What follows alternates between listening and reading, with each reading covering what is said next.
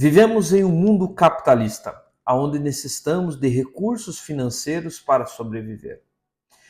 Só que muitas vezes, pelo medo de sermos contaminados, de errarmos sobre esse assunto, ou pela má interpretação sobre esse assunto, acabamos gerando uma repulsa e não aprofundando, entendendo o que de fato a palavra de Deus está falando sobre isso para cada um de nós.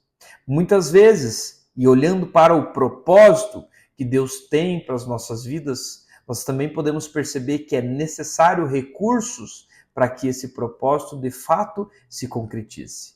E aqui está um dos fatores que muitas pessoas acabam deixando de viver aquilo que Deus criou e estabeleceu, porque estão vivendo a ignorância sobre esse assunto.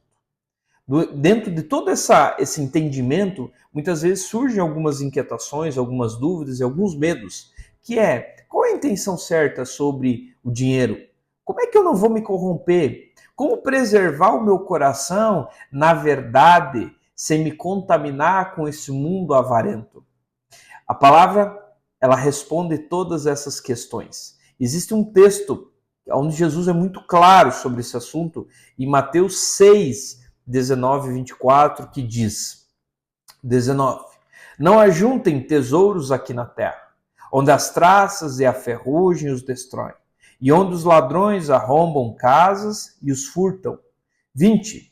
Ajuntem seus tesouros no céu, onde traças e ferrugens não destroem, e onde ladrões não arrombam nem furtam. 21. Onde seu tesouro estiver, ali também estará seu coração. 22. Seus olhos são como uma lâmpada que ilumina todo o corpo. Quando os olhos são bons, todo o corpo se enche de luz. Mas quando os olhos são maus, o corpo se enche de escuridão. E se a luz que há em vocês é na verdade escuridão, como é profunda essa escuridão. 24. Ninguém pode servir a dois senhores, pois odiará um e amará o outro. Será dedicado a um e desprezará o outro. Vocês não podem servir a Deus e ao dinheiro. Esse texto muito poderoso, ele está ensinando algo para nós, algo valioso sobre esse assunto. Será que esse texto, de fato, ele está dizendo para nós não termos dinheiro, sermos miseráveis, para vivermos o evangelho da miséria?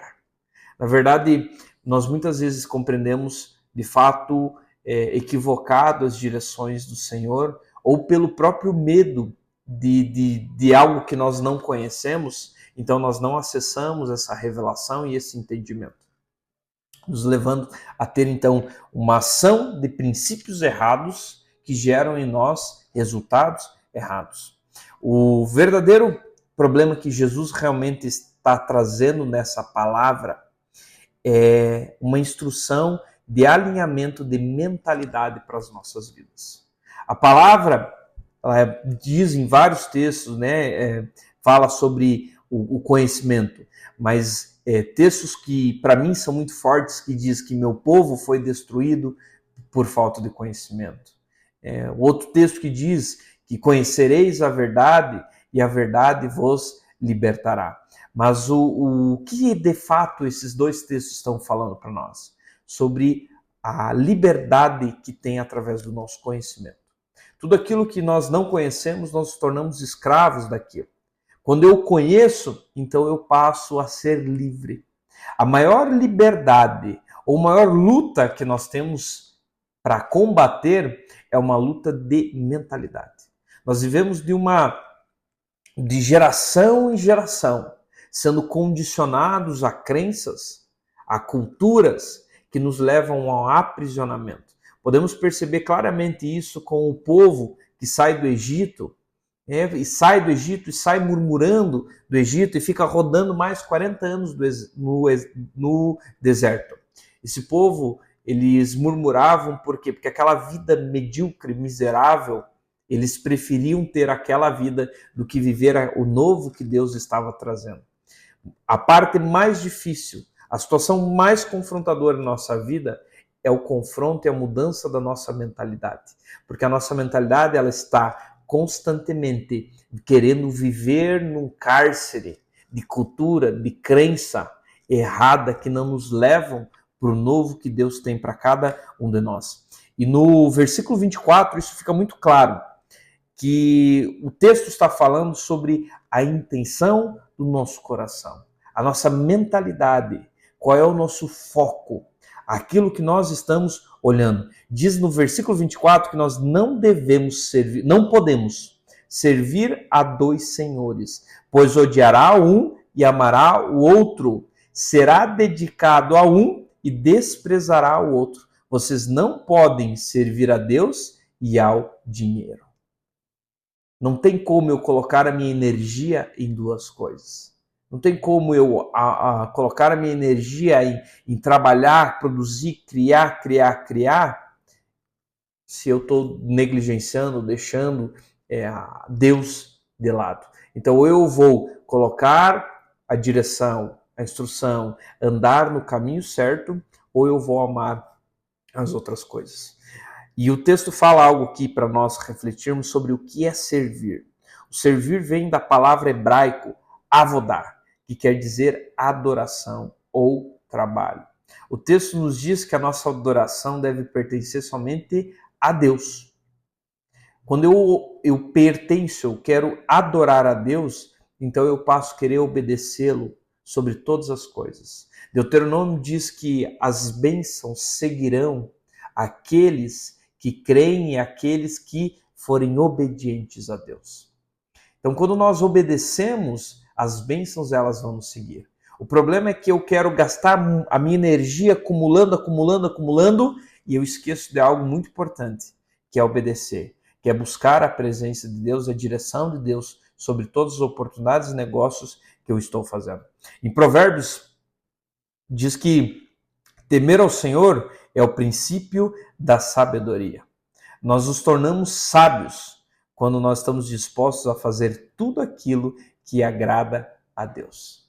Então eu coloco meu tempo, meu foco, minha energia, as minhas intenções em agradar a Deus e assim obedecer às suas leis, seus princípios espirituais. É fazer as coisas como intenção máxima de agradar a Deus sobre todas as coisas. O problema é quando nós começamos a adorar o dinheiro, gastando nossas vidas, correndo atrás de tesouros, de bens, esforço para adquirir, para ter. Não existe nada mais medíocre, mais escravo do que alguém que passa a sua vida toda querendo ter e nunca consegue nada na vida. Às vezes o que ela mais tem, de fato, é dinheiro, são os bens, mas existe um vazio muito grande dentro dessa pessoa, porque o ter não preenche. O ter nunca preenche ninguém. Eu conheço inúmeras pessoas que são muito bem posicionadas na sua parte financeira, e o que elas mais têm é só dinheiro, porque o resto, existe um vazio, uma dor dentro delas que muitas vezes é incompreensível por elas mesmas, que é o que o texto está falando. Em Timóteo 6,10 diz que, porque o amor ao dinheiro é a raiz de toda espécie de males. E nessa cobiça, alguns se desviaram da fé e se transpassaram a si mesmo com muitas dores. O verdadeiro problema não é em ter, mas sim amar, focar, colocar a energia, colocar a esperança e a confiança naquilo que eu estou adquirindo. Quando eu faço esse movimento, eu estou colocando toda a minha expectativa no ter e não no Senhor. Então, nós aqui desrespeitamos um princípio, que é amar a Deus sobre todas as coisas. Esse é o verdadeiro problema. Neste texto, nós encontramos uma revelação de qual princípio nós precisamos cumprir, né? Qual a intenção para cumprir princípios para ter resultado. Está no versículo 22 que diz: seus olhos são como uma lâmpada que ilumina todo o corpo. Quando os olhos são bons, todo o corpo se enche de luz. Mas quando os olhos são maus, o corpo se enche de escuridão. E se a luz que há em vocês é, na verdade, escuridão, como é profunda essa escuridão. O texto muito claro diz que quando os nossos olhos são bons, quando a forma como nós olhamos para as coisas, a intenção pelo qual nós olhamos para as coisas, todo o nosso corpo se enche de luz. Esse texto traz para nós sobre qual é a ótica que nós devemos olhar para todas as coisas. Quando a Bíblia fala do termo luz, esse termo ele é encontrado em mais de 90 versículos, mais de 90 vezes, onde a grande maioria deles se refere a uma metáfora que representa a ignorância, trazendo a mudança das trevas, ignorância, para a luz, conhecimento. Agora vem, né, o que a palavra fala, né? Conhecereis a verdade vos libertará. Viver na ignorância me leva uma vida de escuridão, uma vida de trevas.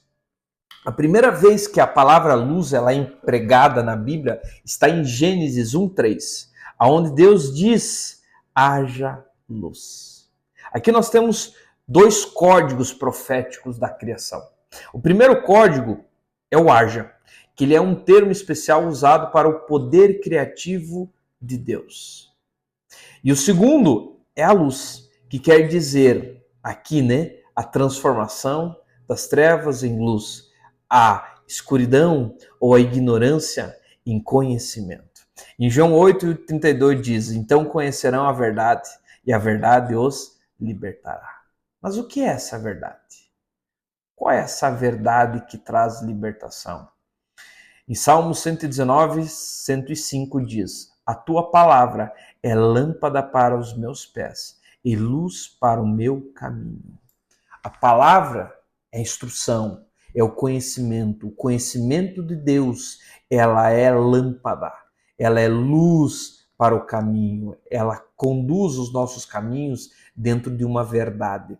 Não adianta, eu já vi muitas pessoas acumular riquezas, construir coisas, em pouco tempo perder, porque tudo aquilo que elas construíram foi em cima de um alicerce de falsidade, de mentira, de corrupção, de imoralidade, porque elas não construíram aquilo, o resultado deles, através da verdade, através da lâmpada, ou a luz, que é a verdade, que é o caminho.